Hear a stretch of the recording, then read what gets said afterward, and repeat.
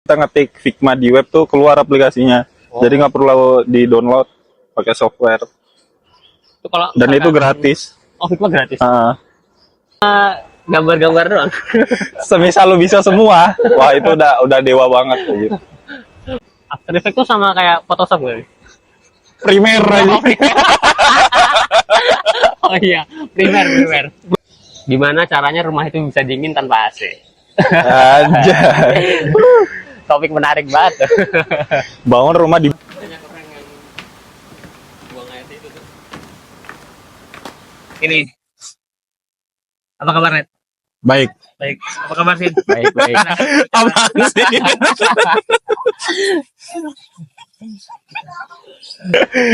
Oke, kembali lagi bersama kita di Saung Art Studio. Sekarang saya bersama dua desainer handal ya, desain grafis. Kita adalah sekumpulan orang-orang yang Yang sedang mencari jati apa? diri. Cari jati diri ya, Jati anak diri. muda ya. Ya, anak muda. Sampai Sekarang sibukan dia apa? Hah? Di mana? sibuk kerja. Sibuk kerja. Iya, Ente kerja. sekarang udah sibuk? sibuk kerja juga. Oh, kerja ya. Berarti karena mereka sibuk kerja, mereka berdua aja yang podcast.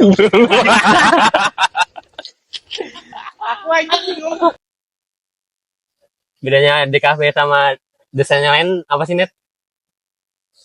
Kalau di cafe itu kan banyak macamnya ya. Dari branding, terus tipografi, UI UX, Illustrator. Nah, itu tuh kayak kita tuh dikasih jalan buat ke sono mau milih apa. Dari branding, lu tuh khususnya buat logo, terus nyiptain super graphic manual buat brandingan tersebut gitu loh. Terus semisal font itu nyambungnya ke tipografi desain. Kita buat font dari A sampai Z. Itu juga banyak tipenya, dari sans serif ke serif. Oh, tahu. Nah. Yang ada kakinya itu Iya, dekoratif segala macam. sama yang handwriting. Nah, banyak sih. Terus UI UX kan buat web tuh. Kalau web kan makanya Figma. Figma Bisa. sama kayak Corel gitu ya, berarti. Iya sama. Cuman dia basisnya bisa dari web. Jadi kita ngetik Figma di web tuh keluar aplikasinya. Oh. Jadi nggak perlu di-download pakai software. Itu kalau Dan itu misalkan- gratis. Oh, Figma gratis. Ah, Itu sama kayak Photoshop gak? Premiere aja. Oh iya, Premiere. Premiere beda. Kalau Beda. Premiere tuh enak buat transisi. Kayak kita Oh, nyusun tahu. video, terus Kayak ada nah, efeknya gitu ya. template transisinya tuh ada kalau di Premiere. Kalau di After Effects tuh lebih detail, dia susah buat transisinya. Kayak dulu pernah denger kalau ada orang bikin film dari After Effects. Hmm. Ya itu full effect berarti. Kalau sekedar ini kan transisi enaknya pakai Premiere. Cuman kalau dikasih efek-efek juga bagus juga sebenarnya. Berarti di Cuma kamu lebih susah di After Effects. lebih susah After Effects Ah. daripada Premiere ya? Iya. Iya sih. Kalau di After Effects tuh gambarnya bisa digerakin kayak ngikutin Nah. bebas gitu kan. Iya. Nggak cuma Keyframe-nya lebih enak buat gerakin video segala macam. Berarti di kafe juga bisa jadi ini dong. Kayak yang buat film dari Bisa. animasi 3D itu. Iya bisa. Gila. Sebenarnya tuh kita dari awal semester 2, semester 1, semester 2 tuh dasarnya kan. Nah, Yang udah kan. manual pasti lah ya. Nah, semester 3, semester 4 nih udah tahu nih kita mau arahnya kemana nih, dikasih pilihan. Mau arah kemana, nah fokus di situ. Oh, itu kalau misalkan udah semester 4 terus kita milih peminatan, Ah, materinya bakal beda-beda ya tiap mahasiswa. nah ya. Tapi tetap diajarin, Oh, kayak yang lain. tinggal lu perdalamin aja. Kalau di interior nggak ada ininya sih. Gak ada spesifik ya. Jadi semuanya soalnya kan- diajarin nanti nah. tinggal orangnya sendiri yang mau Hmm. fokus kemana gitu. Nah, untuk interior nih, Apa deh? spesifiknya kemana aja sih? Oh, kalau Kayak interior, belajarnya segala macam. ininya ya. Hmm. Kalau interior kan belajarnya kita pertama dari ini dulu, gambar dasar gitu lah. Oh, Ya semua FSRD atau fakultasnya pasti gambar dasar dulu kan. ya. Kayak ada Nirvana, itu Hmm. pasti itu Nirvana, gambar benda, gambar fotografi juga ada fotografi. Nah, yang spesifik interior tuh mulai semester 3. Oh. Itu mulai diajarin kayak ergonomi, tahu ergonomi. Jadi kayak ergonomi itu ilmu untuk menghitung tubuh gitulah, ukuran tubuh. Ergo itu kerja, nomos tuh ilmu Nah. untuk biar kerja gimana sih biar kerja tuh nyaman, ukurannya seberapa. Sekarang kayak lu duduk nih, ini Iya. kursi yang ideal tuh berapa Oh, dari iya, lantai iya, ke iya. tempat duduknya gitu. Berarti ada rumusnya. Ada. Oh. Bukan rumus sih, kayak orang udah survei berapa ratus orang gitu, terus nanti oh ternyata segini yang nyaman tuh. Misalkan tempat duduk kursi itu 45 gitu. Terus kalau misalkan kayak top table nih, Iya. itu kan kalau di dapur, kalau misalkan kita desain dapur, itu kan lebih enaknya kalau tangannya pas ya. Iya. Kalau ketinggian kan kalau ngangkat ini baskom jadi susah kan. Kalau misalkan kependekan kita mau cuci piring jadi harus dungkruk dulu kan. Nah itu ada ukurannya tuh. Ada cara ngitungnya, tinggi tubuh dibagi 2 tambah 5 cm. Kalau tinggi tubuh lu berapa? 174. 174. Anggaplah 174. 170 tuh berapa bagi 2? Bagi 2 87 lah ya. 87 kan dibagi 2. Nah, habis itu ditambah 5 cm. 72 87 87 tambah 5 93 92 ya. Nah, berarti top table yang cocok buat lu berarti tingginya 92. Oh. Padahal rata-rata cuma 85, berarti lu di atas rata-rata.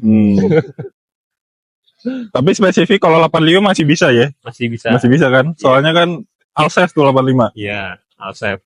Jadi buat yang banyak orang ya. Iya. Pernah tuh ada kasus unik di interior kan. Jadi kayak ownernya tuh pendek. Jadi kan otomatis top table-nya pendek kan ya. Iya. Nah, terus dia tuh beli ini, tahu dishwasher yang alat cuci piring gua. Nggak tahu. Jadi tuh ada kayak alat cuci piring bentuknya kotak ini. Iya. Dia tuh buat nyuci piring langsung pakai air panas gitu lah, biar Terus langsung masuk kayak cuci baju tapi buat piring gitu. Nah, lucunya ini dia kan ukur top table-nya pakai tinggi badan dia. Iya. Nah, ibunya ini nggak terlalu tinggi. Tapi dishwasher-nya itu pakai standarnya orang Amerika, Eropa. Ketinggian loh. Iya. Jadi problem kan. Itu dishwasher mau dimasukin ke kabinet dapur tuh. Iya. Mentok sama ini, natap sama top table. Pada bingung belakang top table-nya udah pasang keramik kan. Itu bingung antara mau jebol lantai atau mau ninggiin top table-nya. Gitu, itu parah. Terus itu ada solusinya nggak? Nggak ada. Ya Bongkar. ada. Bongkar beli lagi. Ya gak mungkin. Oh, nggak mungkin. Iya gak mungkin sih. Jadi ownernya tuh kan ada 2 pilihan ya. Mau di tanahnya mau diturunin 5 cm atau top table-nya dinaikin. Nah, kalau top table-nya dinaikin, minusnya keramiknya yang di belakang itu, yang table splash-nya itu bakal ketutupan sedikit sama top table-nya. Jadi kayak motifnya kayak nggak perfect dikit gitulah. Nah, opsi kedua ada tanahnya dijerokin ke dalam. Tapi kok tanahnya dijerokin, nanti kok kalau misalkan mesinnya servis nggak bisa dikeluarin mesin. Oh iya. Jadi beton ya. Akhirnya top table-nya dinaikin sama si owner. Dia ngorbanin estetika dikit apa. Ya itu kesalahan fatal sih sebenarnya. Soalnya kan kalau misalkan ya ada sih pilihan ketiga di apa namanya? Yang keramiknya dicopot lagi gitu. Itu ada opsi ketiga. Iya. Anjir. Banyak juga. Tapi kan ya itu owner daripada buang-buang duit buat ini kan. Ya udahlah nggak apa-apa, cuma sedikit doang, nggak apa-apa lah naikin gitu. Ya interior gitu. Ada juga nih yang kayak misalkan lemari itu, kalau lemari kan yang di kamar tidur buat baju tuh biasanya banyak kan ya. Jadi hampir setiap sudutnya tuh, setiap sisi bakal dikasih lemari sama si owner. Nah, yang susah itu kalau misalkan lemarinya bagian sudutan. Nah, kalau sudut gini kan dia bingung kan ya mau buka pintu Iya. sini sama sini tabrak kan. Iya. Nah itu kadang sudutnya itu harus dihitung dulu biar nggak nabrak sama sampingnya gitu. Oh. Tapi di interior juga ada kayak ilmu-ilmu di kafenya juga gitu sih. Kayak mainin warna, terus psikologi warna. Itu basic desain gak sih? Iya. Ya kan? Basic desain kan, layout Iya. segala macam. Layout. Kayak kondisi warna ini tuh Nah, ngaruh ke psikologinya apa gitu. kan ada warna yang hangat, ada yang dingin. Yang kalau di bawah 2000 itu hangat, kalau yang di Nah, atas 6000 itu dingin kan. Iya. 6000 Kelvin tuh lampunya ngaruh. Gimana kita bikin ruangan tuh terasa hangat, Nah, terasa dingin tuh bisa kita mainkan dari lampu juga, Iya. makanya dari cat. Terus kalau yang misalkan spesifik di interior nih nggak ada di desain yang lain, ada tuh namanya kayak penghawaan, pencahayaan gitu. Nah itu jadi gimana kita ngatur cahaya di ruangan itu bisa nyaman atau sirkulasi udaranya lancar. Soalnya aku dulu pernah mikir gini nih, gimana caranya rumah itu bisa dingin tanpa AC? anjay. Topik menarik banget. Bangun rumah di bukit. Solusinya.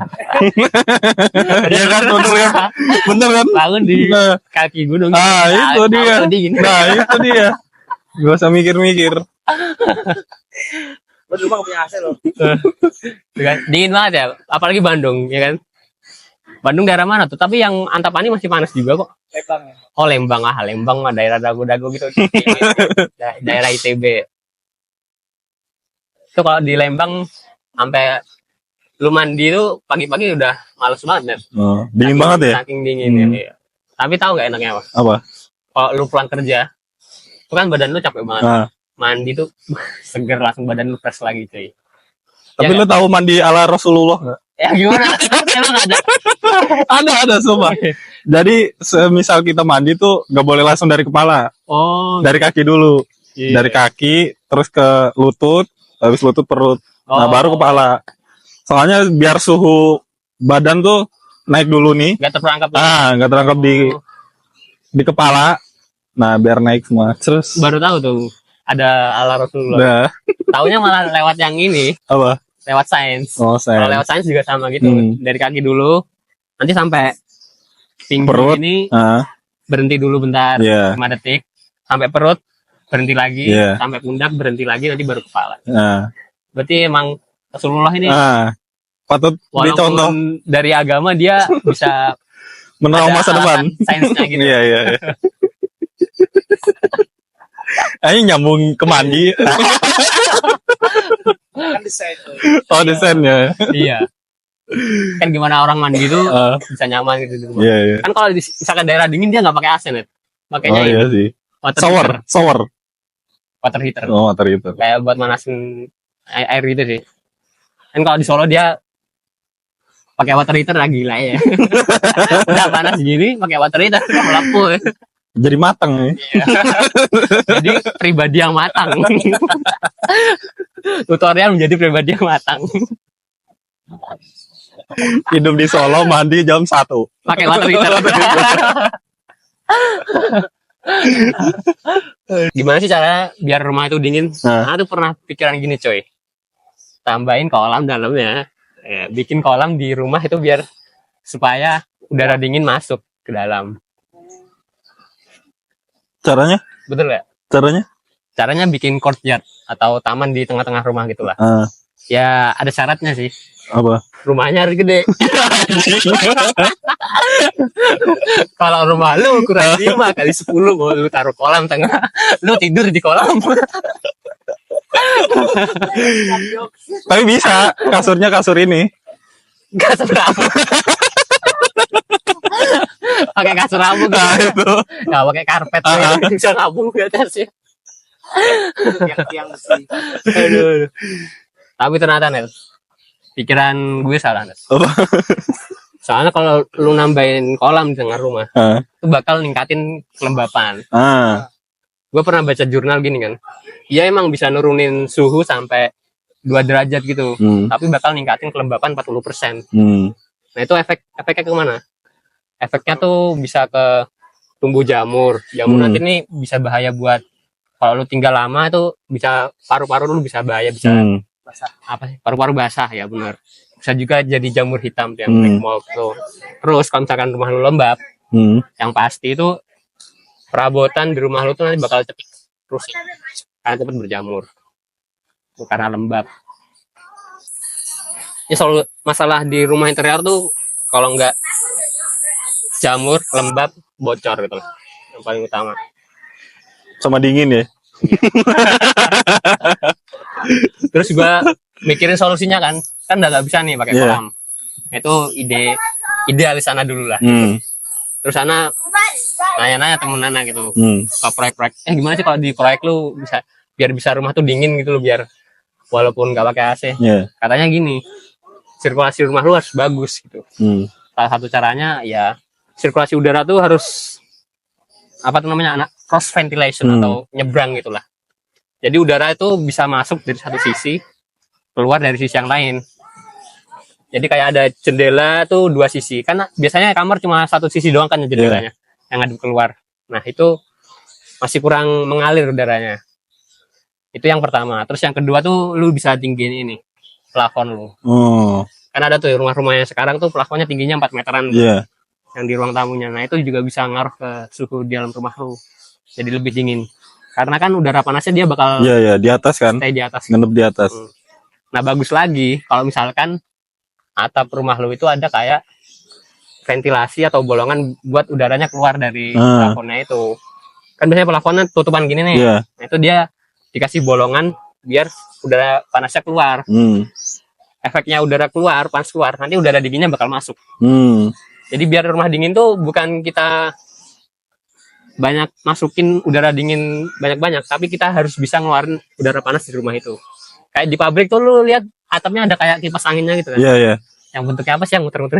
Nah itu juga salah satu ini sih caranya.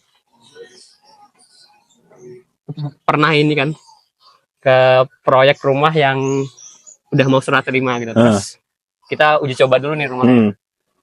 Itu ada pengalaman pas di mana itu gua nyoba kamar mandinya gitu kan. Nah, itu lu kalau misalkan mandi pakai air panas. Kan misalkan kalau kamar mandi sekarang yang sekarang nih. Lu nyalain lampu, otomatis exhaust fan lagi kipas angin itu auto nyala kan. Nah, lu mandi, lu nyalain itu ya kan, exhaust fan-nya. Otomatis udara panasnya langsung keluar dong. Nah, itu tuh kalau lu mandi kan ada uapnya. Waktu lu nyalain exhaust fan-nya tuh ada ini aja cuy, kabutnya gitu. Padahal tuh cuma sela-sela pintu gitu. Tapi anginnya kenceng banget cuy. Gara-gara udara panasnya kesedot di luar kan ruangannya jadi kayak kosong gitu, udara masuk tuh.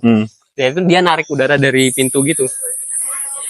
Nah, itu kayak stimulasi udaranya keluar, udara panas bisa keluar dari rumah gitulah intinya. Jadi bagaimana kalian bisa ngeluarin udara panas dari rumah, maka rumahnya akan jadi dingin gitu. Tapi menurut gue yang paling masuk akal yang ini sih asbes. Plafon. Soalnya kalau makin tinggi ya udaranya panasnya ya ngedep di atas gitu loh. Ya kan? Itu juga paling higienis. Yang higienis. Bukan higienis sih, lebih ke higienis masa bersih. Murah.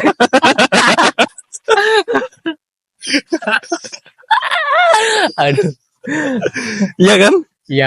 Enggak, menurut dari 3 teori lu tadi yang paling ini kan yang paling worth it menurut gue yang dingin, dingin plafon. Iya sih benar. Soalnya cuy sekarang per tahun tuh, tahun ini udah rekor paling tinggi cuy. Apa plafon?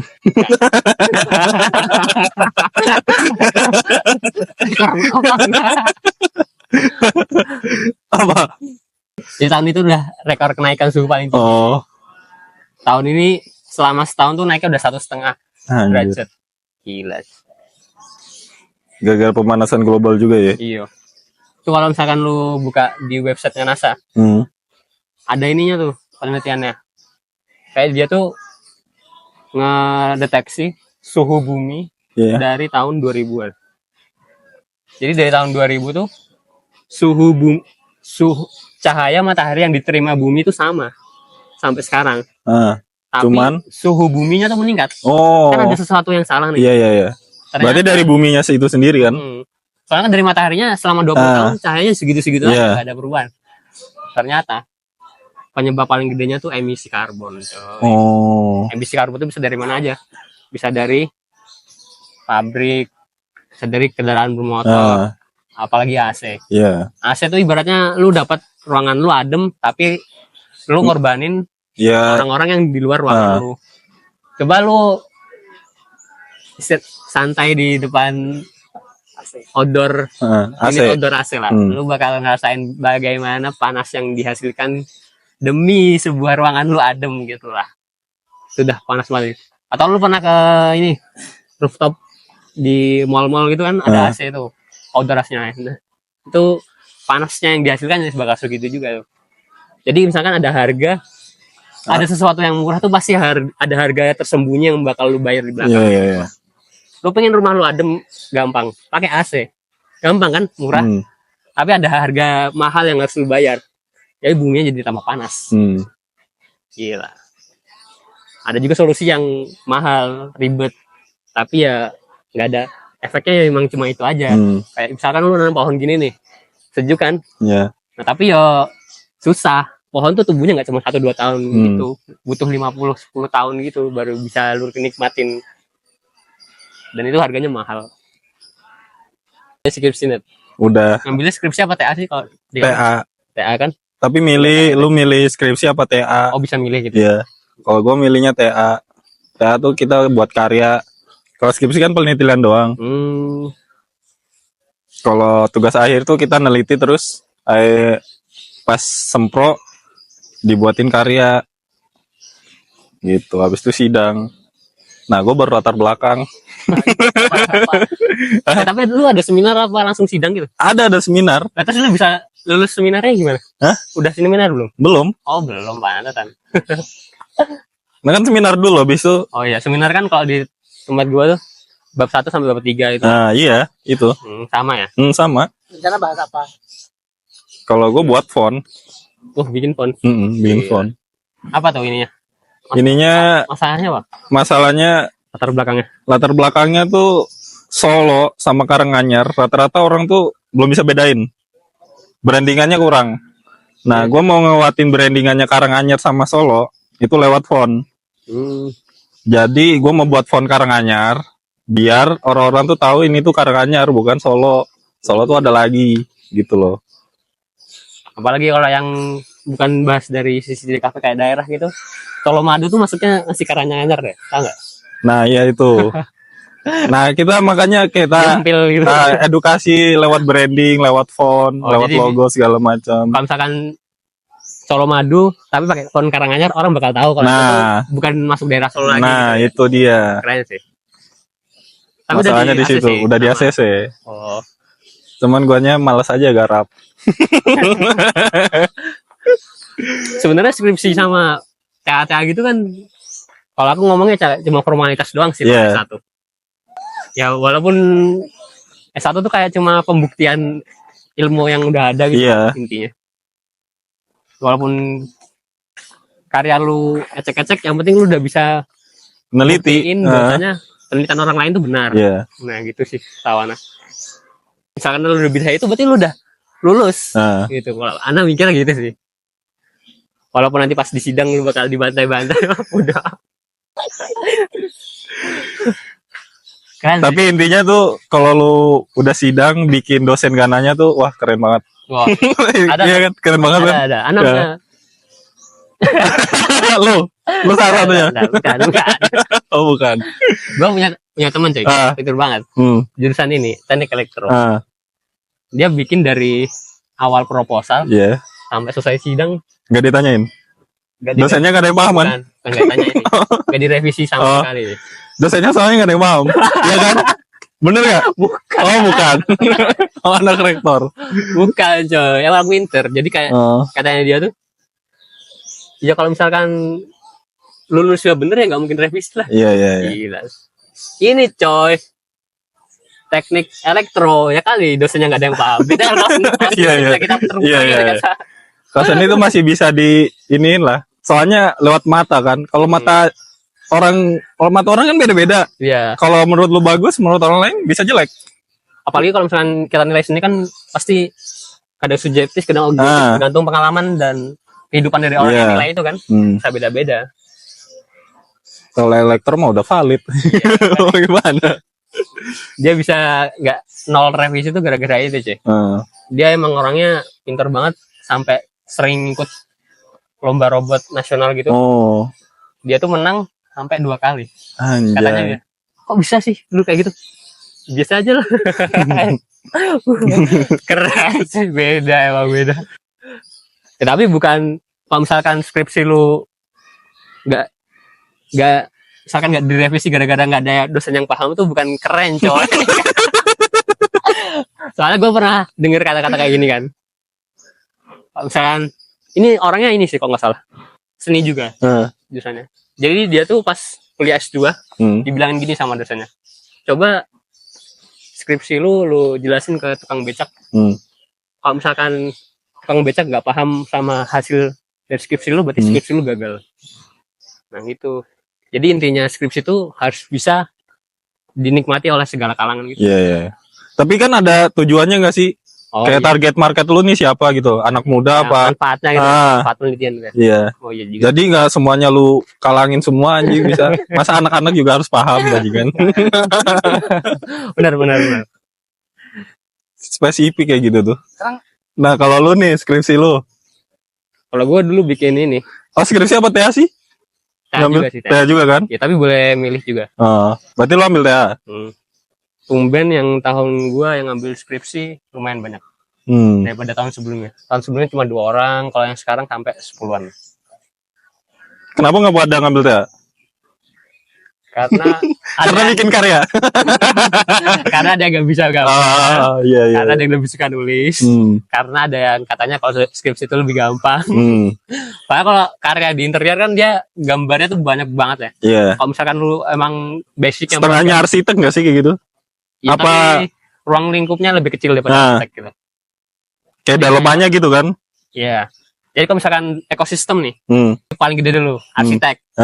Arsitek ini kan dia desain suatu zona gitu kan. Iya. Zona, bangunan sama tata letak bangunannya itu sama pengaruhnya ke suatu wilayah. Dalamnya arsitek itu ada interior. Interiornya desain dalamnya bangunan. Jadi kita ruang lingkupnya cuma dalam satu bangunan itu. Gak ada sangkut pautnya sama di sekitar lingkungan lu nanti bakal efeknya kayak gimana, nggak terlalu ngaruh. Dalam interiornya nanti ada desain produk, kayak mebel-mebelnya, kayak kursinya dalam interior tuh gimana gitu. Nah kalau misalkan interior kan tadi lebih kecil daripada arsitek ya. Yeah. Ya tapi yang bikin susah itu gambar kerjanya sih, banyak banget. Ada dari tampak, potongan, lantai, plafon, listrik, air, lambing, stop kontak, warna ruangan. Sedetail itu berarti. Render gitu juga. Wah itu banyak banget sih. Yang mana kalau misalkan satu udah bikin gambar kerja nih banyak, ternyata desain lu revisi lu ganti semua gambar kerja coy. Nah itu alasannya ada yang milih skripsi itu. Nah tapi kalau emang orang yang milih TA, ada juga yang nggak suka nulis, karena itu dia yang nggak usah mikir gitu gambar. Kan kalau misalkan tugas akhir dia tulisannya lebih dikit kan itu daripada skripsi. Kan kalau tugas akhir tuh yang didalami bagian karyanya atau desainnya, bukan dari tulisannya. Jadi yang dikritik tuh desainnya. Kalau Ana dulu ngambilnya Pusat Penelitian Lingkungan Hidup. Judulnya Pusat Desain Interior Pusat Penelitian Lingkungan Hidup dengan konsep ekodesain di Solo. Seni itu berenang. Habis ini berenang. Sampai sini aja. Kita ketemu lagi di episode selanjutnya. Saya Muhsin. Saya Gusnet. Bye-bye. Bye-bye. Ya itu aja sih, lagi malas cerita mau renang. 30 menit.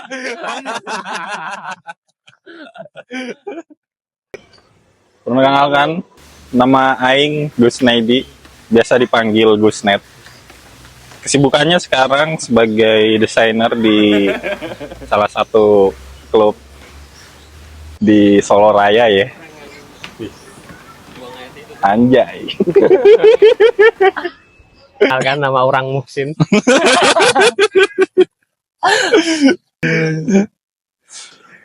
Ya udah paling sampai sini aja ya. Nanti ketemu lagi dah. Iya. Kalau orangnya ke sini.